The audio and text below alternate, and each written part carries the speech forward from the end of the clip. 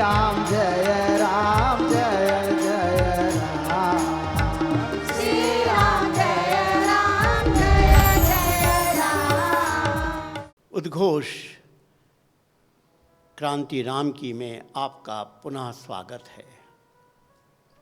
हम लोग पिछले सत्र में नारी सम्मान में प्रभु राम जी की भूमिका पर चर्चा कर रहे थे और राम जी ने किस प्रकार अहल्या का उद्धार किया, किस प्रकार सीता की भूमिका तैयार की, किस प्रकार कैकेयी माँ को सम्मान दिलाया, इसकी चर्चा गत सत्र में हमने सुनी। अब तारा के बारे में राम जी की भूमिका का हम श्रवण करेंगे। बाली का वध हुआ। स्वाभाविक है, बालिक ने पूछा, प्रभु सुग्रीव आपका प्यारा हो गया और मैं आपका दुश्मन हो गया, मैंने क्या अपराध किया? जो दोष सुग्रीव में है वही दोष मेरे अंदर भी है, या जो दोष मेरे अंदर है वो दोष सुग्रीव में भी है। फिर आपने सुग्रीव को प्यार किया और मुझको आपने और प्रहार किया, क्यों? अब राम जी पुनः हमारे सांस्कृतिक जीवन मूल्यों के बारे में सबका ध्यान आकर्षित करते हैं। राम जी कहते हैं, बाली, जिस परिवार में नारी का सम्मान नहीं है वो परिवार अपराधी है, और जो अपने छोटे भाई की पत्नी, अपने बेटे की पत्नी, अपनी बहन, अपनी कन्या में कोई अंतर करता है वह पापी होता है। सब समान हैं, जैसे बेटी छोटे भाई की बहू, बहन या छोटे बेटे की पत्नी, सब सम्मान के योग्य हैं। तुमने अपने छोटे भाई की पत्नी का अपहरण किया, उसका अपमान किया, इसलिए तुम पापी हो और तुमको दंड मिलना चाहिए। ये इतना बड़ा अपराध है कि तुमको दंड मिलना ही चाहिए। एक दूसरी बात कही, तुमने अपनी पत्नी की बात नहीं मानी, इसलिए तुम अपराधी हो। अब यहाँ पर हमारे श्रोताओं में से अनेक लोगों को यह भ्रम होगा, पत्नी की बात नहीं मानना क्या अपराध है? अब आप जैसा ले आप लीजिए, लेकिन राम जी तो कह रहे हैं अपराध है। आप परिवार में रहते हैं तो परिवार में सर्वोच्च स्थान महिला का है, आपका नहीं है। आपका स्थान ऑफिस में है, व्यापार में है, समाज में है, परिवार में नहीं है। हुआ ये था, जब राम लक्ष्मण वहाँ पहुँचे, सुग्रीव से मित्रता हुई, तो तारा ने बाली को बताया कि पतिदेव ये कोई सामान्य व्यक्ति नहीं लगते हैं, ऐसा लगता है ये परमात्मा के अवतार हैं, बड़ा तेजमय उनका जीवन है, चेहरा है, इनसे बुराई मत लो। ये तारा ने समझाया और बाली ने नहीं माना। अब इसका थोड़ा विश्लेषण करते हैं। देखो, नारी हृदय स्वभाव से पवित्र होती है,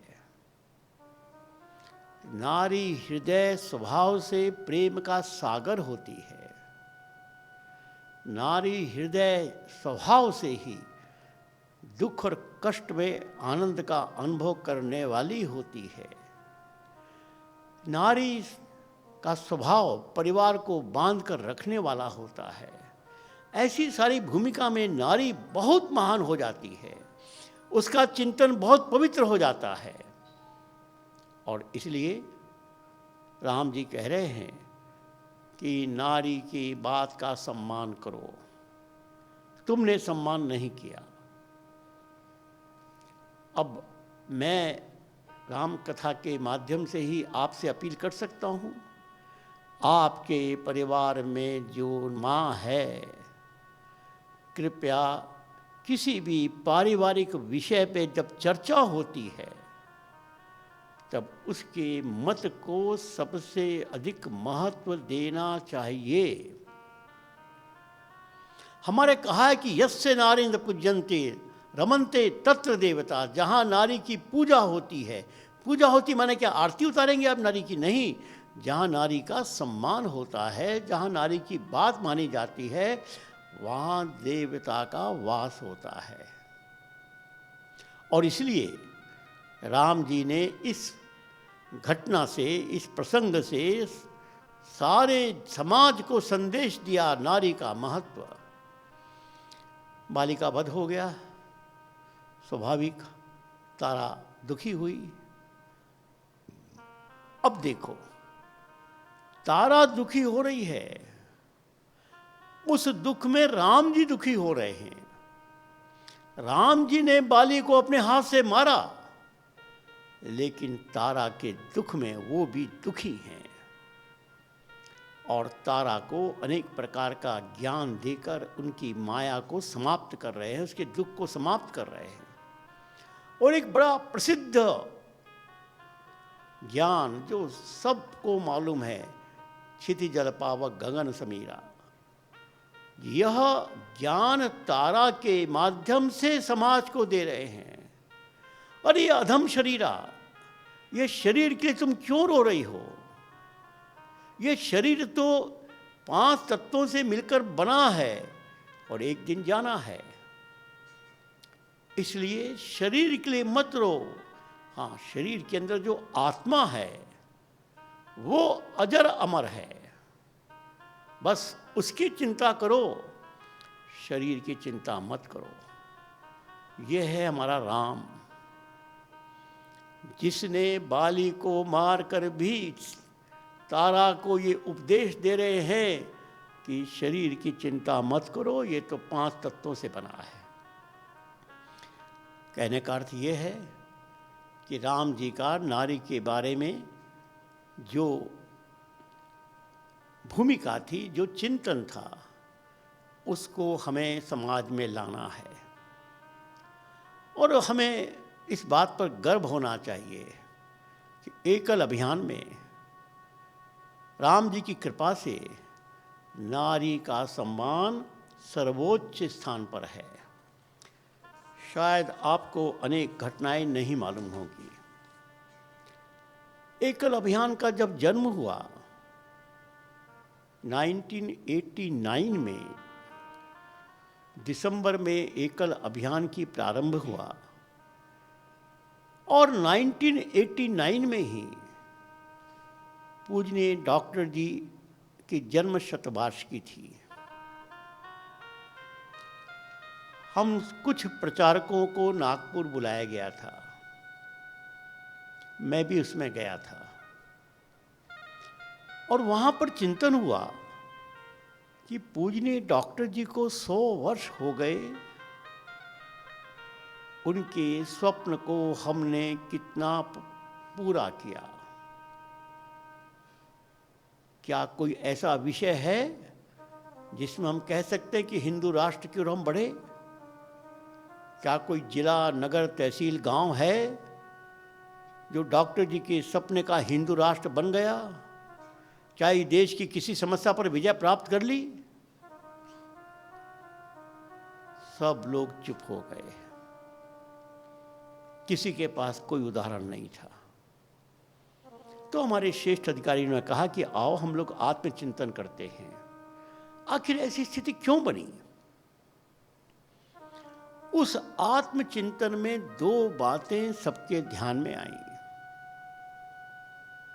और माननीय दत्तोपंत जी ठेंगड़ी वहाँ थे, उन्होंने पूजनीय डॉक्टर हेडगेवार जी के कुछ संस्मरण सुनाए। वो संस्मरण कुछ पुराने अधिकारियों ने अवश्य सुना होगा, लेकिन अब मेरी आयु के कार्यकर्ता के पश्चात शायद ये संस्मरण सुनाने वाला कोई नहीं मिलेगा। क्यों? क्योंकि एक पीढ़ी चली गई और एक पीढ़ी जाने वाली है। तो मैं इस कार्यक्रम के माध्यम से अपने सब श्रोताओं को मैं वह संस्मरण सुनाना चाहता हूँ जिससे कि पूजनीय डॉक्टर जी का चिंतन क्या था ये ज्ञात हो सके। 1939 में 1939 में पूजनीय डॉक्टर जी के मृत्यु के 1 वर्ष पूर्व वर्धा में उस समय के शीर्ष प्रचारकों की एक बैठक हुई और उस बैठक में पूजनीय डॉक्टर जी उपस्थित थे और सब प्रकार के विचारों का वहाँ मंथन किया गया। संघ की प्रार्थना उसके पूर्व मराठी में थी, वहाँ पर संस्कृत में बनाई गई। संघ के आदेश अंग्रेजी में होते थे, वो आदेश बदले गए, वेश बदला गया, बहुत सी बातों पर मौलिक विचार होकर परिवर्तन किया गया। उसमें डॉक्टर जी से एक प्रश्न लोगों ने पूछा, डॉक्टर जी आपका स्वास्थ्य तो चिकित्सकों ने हम लोगों को बता दिया है, बहुत दिन आप हमारे बीच में नहीं रहेंगे, क्योंकि डॉक्टर जी को जो बीमारी हुई थी उसमें चिकित्सकों ने कहा कि बहुत अधिक इनका जीवन नहीं चलेगा। और ये 1939 की बात है, 40 में चले गए। तो आपके अनुपस्थिति में जब संघ को 25 साल होंगे, जब संघ को 50 साल होगा, जब संघ को 75 साल होगा, जब संघ के 100 साल होंगे, हम लोग कोई न कोई उत्सव मनाएंगे, आप हमारे बीच में नहीं रहेंगे। कृपया बताइए आपके मन में कल्पना क्या है, कैसे हम ये उत्सव मनाएं? प्रश्न तो बहुत स्वाभाविक था, लेकिन उत्तर बिल्कुल अनपेक्षित था। अब जो मैंने अधिकारियों से सुना मैं वो आपको बता रहा हूँ। डॉक्टर जी ने कहा कि संघ के 25 साल तो ठीक है, चलो कोई बात नहीं, 50 साल भी ठीक है। संघ 75 साल तक रहेगा और संघ के जीवन में शतवार्षिकी मनाई जाएगी? बिल्कुल नहीं, उसके पूर्व संघ समाप्त हो जाना चाहिए। सब लोग चकित हो गए कि डॉक्टर साहब क्या कह रहे हैं। हाँ, मैं डॉक्टर हेडगेवार कह रहा हूं, संघ 50 साल के बाद समाप्त हो जाना चाहिए। लोगों ने पूछा क्या मतलब, ये संघ की शाखा का काम कौन करेगा? डॉक्टर जी ने कहा उस समय सेकेंड वर्ल्ड वॉर की सारी स्थिति चल रही थी और इंग्लैंड और जापान की सारी चर्चा होती थी।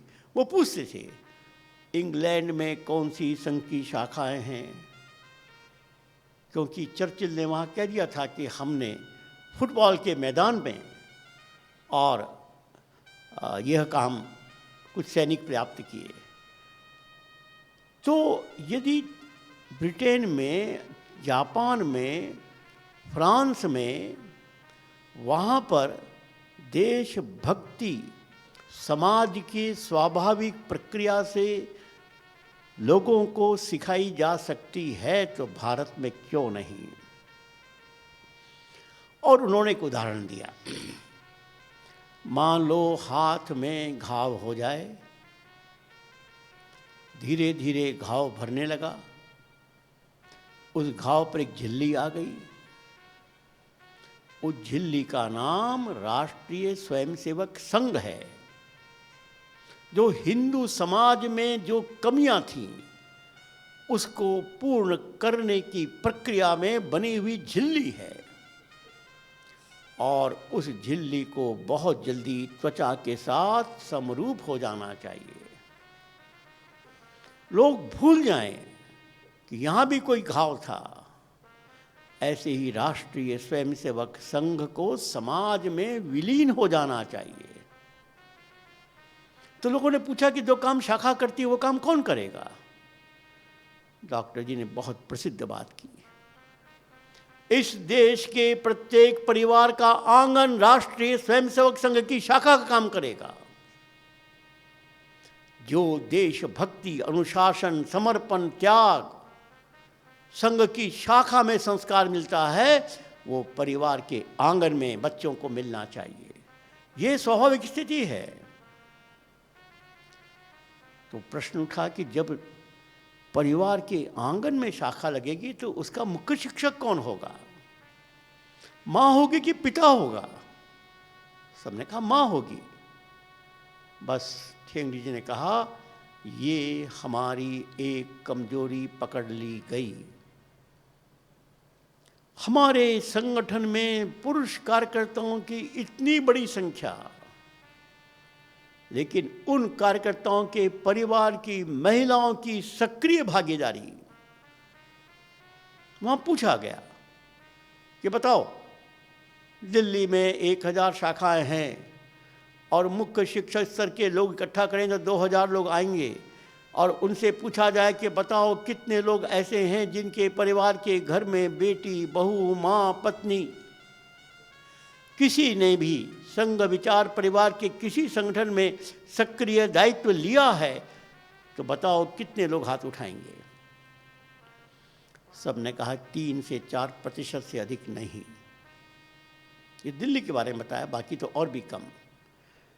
तो फिर ठेंगड़ी जी ने कहा जब डॉक्टर हेडगेवार के 100 वर्ष हो जाने के बाद आज भी हमारी ये स्थिति है, तो फिर परिवर्तन की आशा क्यों करते हो? अरे समाज परिवर्तन तो परिवार से शुरू होता है, और परिवार में परिवर्तन की वाहक माँ होती है, और माँ हमारे संघ आंदोलन में 2-3% भी नहीं है, तो क्यों आशा करते हो? फिर दूसरा प्रश्न उठा धर्मांतरण का, हिंदू समाज की रक्षा का। उस समय भी बाकी सब संकट थे,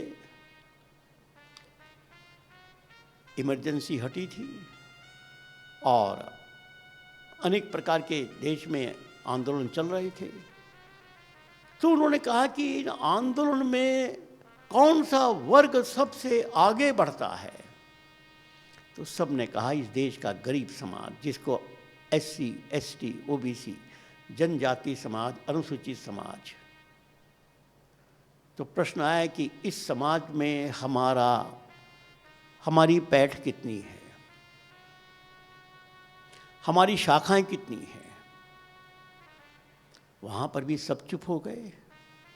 तो निष्कर्ष निकला कि समाज परिवर्तन के लिए मां भी हम नहीं जोड़ पाए, और देश की रक्षा के लिए उस शौर्य समाज को भी नहीं जोड़ पाए, और हम चर्चा कर रहे हैं कि हमने क्या परिवर्तन किया। तो इस आत्मनिरीक्षण के पश्चात वहाँ पर 2 प्रयोगों को मान्यता दी गई। उस समय तक सेवा भारती शुरू हो गई थी, और दिल्ली में, बेंगलोर में सेवा बस्तियों में सेवा के काम चल रहे थे। तो सेवा भारती को अधिकृत मान्यता मिली, और छोटे छोटे गांव में रहने वाला ये शौर्य समाज के लिए वनवासी कल्याण आश्रम और एकल अभियान को दायित्व मिला। और यह बात माननीय भावराव जी ने आकर रांची में हमारे सब कार्यकर्ताओं को बताई। जब उनसे पूछा गया कि एकल अभियान आपके ही आह्वान पर शुरू हुआ, आपकी अपेक्षा क्या है? तो उन्होंने कहा मेरी एक ही अपेक्षा जो संघ की अपेक्षा है, एकल अभियान नारी आंदोलन बनना चाहिए। इस देश की मातृ शक्ति को स्थापित करने का सपना लेकर चलो, ये हमारा प्रारंभिक लक्ष्य था। हम लोगों ने अपने ढंग से काम तो किया, लेकिन हमको नहीं पता था कि राम जी हम पर कैसी कृपा करेंगे। आज 31 वर्ष के बाद हम गर्व कर सकते हैं कि एकल अभियान नारी का आंदोलन बन गया है। हमारे 1 लाख एकल विद्यालयों में 70% आचार्य बेटियां हैं। विद्यार्थियों में 50-51% बेटियां हैं, ग्राम समितियों में 70-72% महिलाएं हैं, और इतना ही नहीं, नगर संगठन में भी महिलाएं पुरुषों से अधिक सक्रिय हैं। और पहाड़ क्षेत्र में ये हिमाचल, जम्मू कश्मीर, उत्तराखंड, उधर दार्जिलिंग या सिक्किम, इन सब क्षेत्रों में तो महिलाएं पुरुषों से इतनी अधिक हैं कि जब मेरा वहाँ प्रवास हुआ अब हिमाचल में, अंचल सम्मान कार्यक्रम चल रहा था, लगभग 8-10 हज़ार लोग आते थे, और मुझे आश्चर्य होता है कि 8-10 हज़ार लोग मेरे सामने बैठे हैं और पुरुषों को गिनना पड़ रहा है। कितने पुरुष हैं? सब महिलाएं। गांव में भी खेती का काम महिलाएं कर रही हैं, और अपने गांव से वहां पर आने का कष्ट भी महिलाएं उठा रही हैं, और पूरी महिलाओं का ही मानो वहाँ राज्य था। हमारे सेवावर्तियों में भी, उत्तर में पहाड़ी क्षेत्र, दक्षिण में तमिलनाडु, केरल, वहाँ सेवावर्तियों में महिलाओं की संख्या अधिक। क्यों? क्योंकि हमने महिला स्वभाव के मन को स्पर्श कर लिया है। महिला स्वभाव के मन लायक काम उनको मिल गया है। अरे बच्चों को प्यार करना, ये महिला का स्वभाव है। अब हमारे 1 लाख विद्यालय में 25, 26, 28 लाख बच्चे, जिनको देखकर कोई भी माँ का दिल पसीज जाएगा। और इसलिए हमने बालकों को शिक्षा के माध्यम से माता बहनों को बहुत बड़ी संख्या में जोड़ लिया। अभी अभी विचार क्रांति की चर्चा आप सबने सुनी होगी।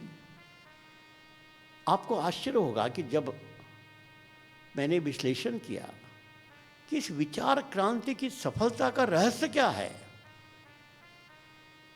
ये हमारे गांव के कार्यकर्ताओं ने ऐसा कमाल करके क्यों दिखाया। अरे हम लोग तो इतना बोलते हैं, वो कुछ करते नहीं, हम लोग निराश होते हैं। लगभग 30 साल हो गए हम निराश होते होते, और ये 3 महीने में तब ज्ञात हुआ बम्बई, कलकत्ता, दिल्ली, सूरत, इंदौर, ऐसे बड़े बड़े शहरों की माता बहनों ने बहुत बड़ी संख्या में भाग लिया, और हमारे कार्यकर्ताओं को टेलीफोन से ही प्यार दिया। अब मेरे पास एक उदाहरण है कि झारखंड, बिहार में बम्बई की माताओं ने जिम्मेवारी ली थी। अब बम्बई की माता बिहार के गांव के कार्यकर्ता को बोल रही है टेलीफोन से कि बेटे तुम कैसे हो। उस कार्यकर्ता ने कभी किसी के मुंह से टेलीफोन पर बेटा शब्द नहीं सुना था, और जब उसको मालूम पड़ा कि मुझे फोन बम्बई से हो रहा है, उसने कभी बम्बई देखा भी नहीं था और बम्बई के बारे में सुना था, लेकिन बम्बई की कोई माँ मुझको बेटा कह रही है और मेरे हालचाल पूछ रही है। बस एक क्रांति हो गई। जो काम हम 30 साल में नहीं कर पाए, वह काम 3 महीने में करके दिखाया, क्योंकि माताओं ने, बहनों ने इस विचार क्रांति में बढ़कर प्यार बांटा। और इसका उल्टा भी हुआ। जब मैंने बम्बई वालों से पूछा भाई तुम्हारा क्या अनुभव है, अरे श्याम जी मज़ा आ गया, आप तो केवल धन संग्रह की बात करते थे, आप भाषण देते थे, आप ऐसा करते थे, वैसा करते थे, हमको बड़ा बोर लगता था। अब हम गांव के लोगों से बात करते हैं और गांव के लोग कहते हैं कि माँ तुम मेरे घर में कब आओगी। अरे हमारी बेटियों ने शादी के बाद कभी अपने घर में नहीं बुलाया, हमारे बेटों ने कभी नहीं बुलाया, और एक गांव का कार्यकर्ता कह रहा है कि माँ तुम मेरे घर में कब आओगी। हमारी तो आंखों में आंसू आ गए। इतना प्यार। ये प्यार का संबंध माँ बेटे के बीच में स्वाभाविक है। इसने ही कमाल किया। एक और घटना, बहुत पुरानी बात है, पूज्य श्री गुरु जी की बैठक हो रही थी और उसमें हम सब विभाग प्रचारक आमंत्रित थे, हम लोग उपस्थित थे। तो एक विभाग प्रचारक जरा बड़ी आयु के थे, लगभग गुरु जी की आयु के थे, बहुत हंसमुख थे, मजाक करने में बड़े प्रसिद्ध थे। उन्होंने प्रश्नोत्तर में कहा, गुरु जी एक प्रश्न का उत्तर चाहिए। कहा पूछिए। उन्होंने कहा कि एक विद्यार्थी परीक्षा में गया, परीक्षा देकर आया, पिताजी ने पूछा बेटा कैसी हुई परीक्षा? पिताजी बहुत अच्छी हुई। कितने नंबर आएंगे? 100 में 100 आएंगे। कितने सवाल किए? 5 किए। कितने करने थे? 10 करने थे। 10 करने थे, 5 किए और 100 में 100 नंबर आएंगे, क्या मतलब है? क्या ये संभव है? ये प्रश्न गुरुजी से पूछा जा रहा था। सब लोग हंसे कि मामला कुछ और है। तब कहा कि संघ कहता है कि पूरे हिंदू समाज का संगठन करेंगे, 50% महिलाओं को शाखा में प्रवेश नहीं, केवल 50% पुरुषों की शाखा में। आप कह रहे हैं पूरा हिंदू समाज का संगठन करेंगे, 100 में 100 नंबर आएंगे, ये कैसे संभव है? सबको लगा कि प्रश्न तो बहुत मार्के का पूछा गया, अब गुरुजी क्या उत्तर देंगे? अब गुरुजी तो गुरुजी थे। उन्होंने उतनी गंभीर वाणी में कहा, किसने कहा है कि संघ में महिलाओं का प्रवेश नहीं? हम सब दंग रह गए कि गुरुजी क्या कह रहे हैं, सरसंघचालक क्या कह रहे हैं? शाखा में तो महिलाओं का प्रवेश नहीं। लेकिन वो जोर से बोल, किसने कहा कि संघ में महिलाओं का प्रवेश नहीं? तो लोगों ने कहा गुरुजी समझ में नहीं आया। तो बाद में लगा कि गुरुजी संघ और शाखा में अंतर कर रहे हैं। शाखा में अनुमति नहीं, संघ में अनुमति है।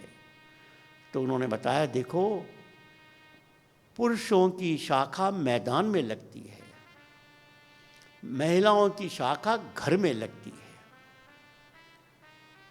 पुरुषों की शाखा, चूंकि पुरुषों के संस्कार अधिक दूषित हो गए हैं, इसलिए उस पर इंटेंसिव एक्टिविटी करनी पड़ती है, जरा अधिक जोर से काम करना पड़ता है। शाखा में व्यायाम करो, दंड चलाओ, ये करो वो करो।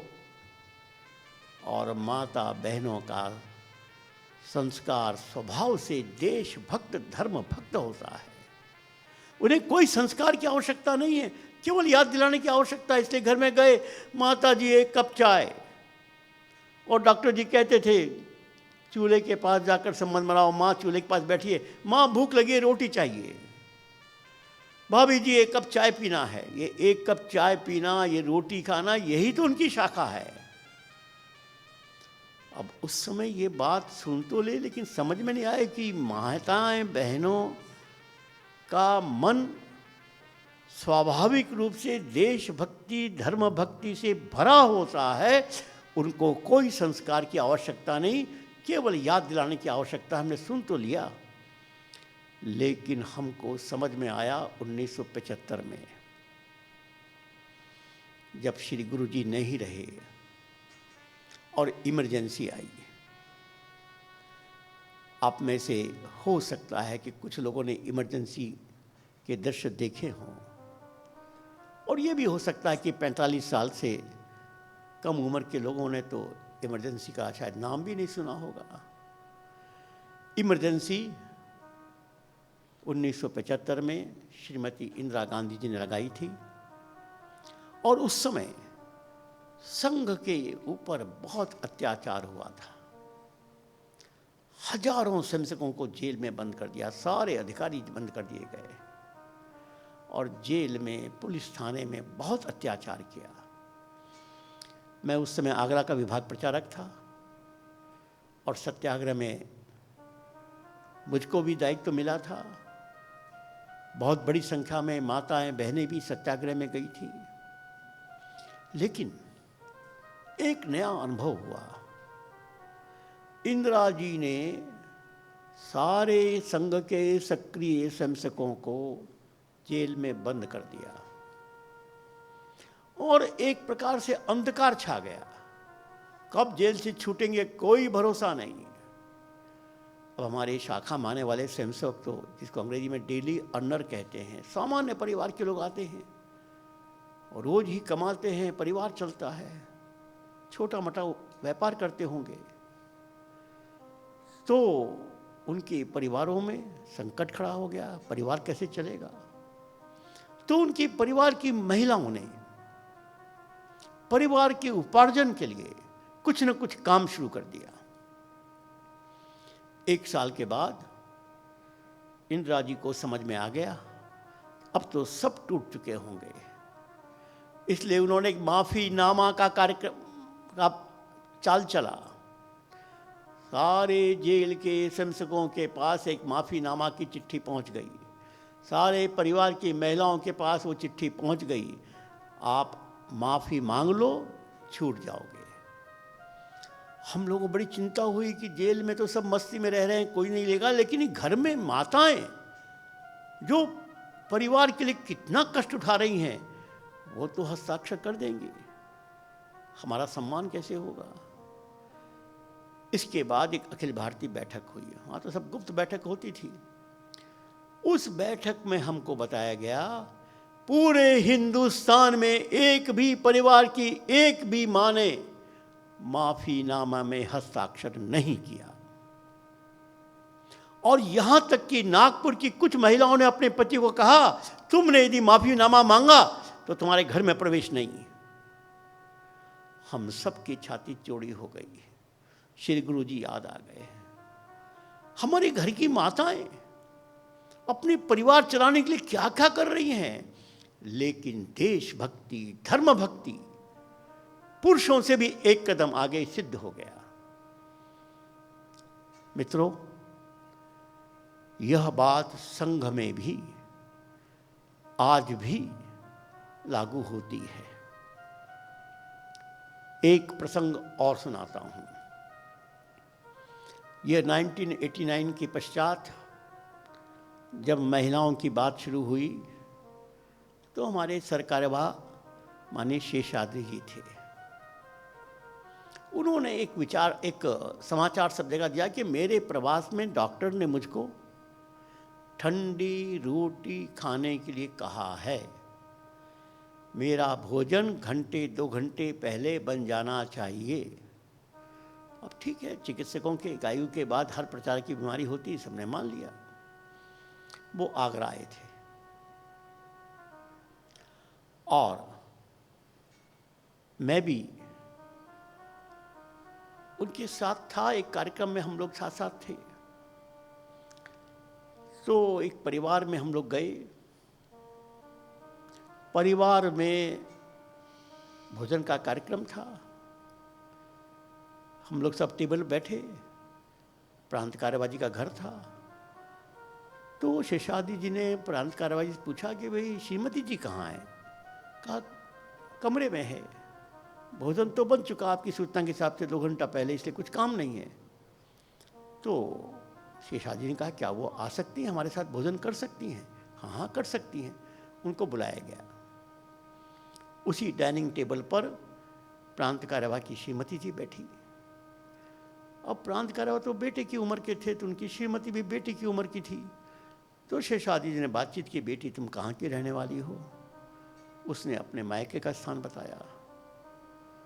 तुम्हारे पिताजी क्या करते हैं? बताया। अब संयोग से जो उनका स्थान था, वहाँ के कुछ लोगों को शेषाद्रि जी जानते थे। तो उन्होंने कहा कि तुम उनको जानती हो? अरे हाँ, वो तो हमारे काका लगते हैं। तुमने उनको? हाँ, वो हमारे मामा लगते हैं। आप कैसे जानते हैं? हमारी शाखा है। अरे तुम्हारे काका और मामा हमारे कार्यकर्ता हैं। ये कहकर सुनकर वो महिला रोने लग गई। हम सब बड़े चिंतित, ये क्या हो गया? ये तो बात बड़ी सामान्य हो रही थी। थोड़ी देर बाद वो शांत हुई। अपने पति पर वो नाराज होकर बोलती है कि भाई श्रीमान जी, आपका संघ के लोग इतने अच्छे हैं, ये आपने पहले क्यों नहीं बताया? मैं आपको बार बार कोसती थी कि आप शाखा में जाते हैं, देरी से आते हैं, ये मत करो वो मत करो। ये तो बड़े प्यार से बात कर रहे हैं, ये तो हमारे काका मामा बन गए, हमको बेटी कह रहे हैं। यह प्यार करने वाला हमको अभी तक कोई नहीं मिला। तब समझ में आया शेषा दीदी की ठंडी रोटी का रहस्य क्या था। होता क्या है, हम लोग प्रचारक जाते हैं घर में, अब वो कार्यकर्ता हम लोगों के सम्मान में गर्म भोजन देने का स्वभाव है। बस श्रीमती जी घर में रसोई में भोजन बना रही है, हम लोग भोजन कर रहे हैं, और प्रचारक तो ज़रा हड़बड़ वाला होता ही है। भोजन क्या, बहन जी नमस्कार, चल रहे हैं प्रवास में, ख़त्म। वो बहन जी को नहीं देखा कौन प्रचारक हैं, प्रचारक ने देखा कौन बहन जी है, ना बातचीत हुई ना नमस्कार हुई, और चले गए। जब इस प्रकार की चर्चा शुरू हुई, एक बैठक में कुछ बड़ी आयु के स्वयंसेवक थे, उनका परिवार था, एक हम लोग शिविर में थे, एक प्रकार से वन विहार कार्यक्रम था। और वहाँ पर जब हमने 1989 की सारी घटना सुनाई महिलाओं के बारे में, मेरे सामने एक महिला अपने पति को कह रही है, अब आई अकल संग को 60 साल के बाद, जब 60 आ जाते हो तब अकल आती है। अब समझ में आ रहा है तुम लोगों को महिलाओं का महत्व, अभी तक तो तुम कुछ समझते नहीं थे, देखो तुम्हारी बैठक में। कहने का अर्थ ये है कि संघ ने भी इसका विचार किया, और हमारे देश में आज बड़ी संख्या में माता बहनों की स्थिति संघ विचार परिवार में आज हमको दिखाई दे रही है। एक और बात मेरे मन में आती थी, इमरजेंसी में जब आगरा में था तो अंडरग्राउंड वर्किंग थी, घरों में रहते थे, और घर में पुलिस हमको खोजती थी। मेरे नाम का, इसको सेंट्रल लिस्ट कहते थे, इंदिरा गांधी लिस्ट कहते थे, पीएम लिस्ट, उसमें नाम था, और हम लोग अरेस्ट हुए कि नहीं हुए इसकी रोज़ रिपोर्ट दी जाती थी, इसलिए पुलिस बहुत खोज रही थी। और आगरा में सत्याग्रह बहुत ज़्यादा हुआ दक्षिण उत्तर भारत का, तो वहाँ एक बहुत बड़े समाचार पत्र के मालिक थे जो हम लोग को जानते थे। उन्होंने अपने मित्र कहा कि श्याम जी क्या कर रहे हैं, ये कैसे कार्यक्रम कर रहे हैं, इतने सत्याग्रह हो रहे हैं, मैं श्याम जी से मिलना चाहता हूँ। अब अंडरग्राउंड थे इसलिए सारी व्यवस्था की। एक परिवार में था, वो आए, बहुत डरे हुए थे, और मैं परिवार के बच्चों के साथ खेल रहा था। उनको लगा अरे श्याम जी को भी कुछ डर नहीं है, बच्चे को कुछ डर नहीं है, तो उन्होंने परिवार के बच्चों से कहा, तुमको मालूम है कौन है? हाँ हमको मालूम है कौन है। उससे मेरा नाम डॉक्टर साहब था, ये डॉक्टर साहब हैं।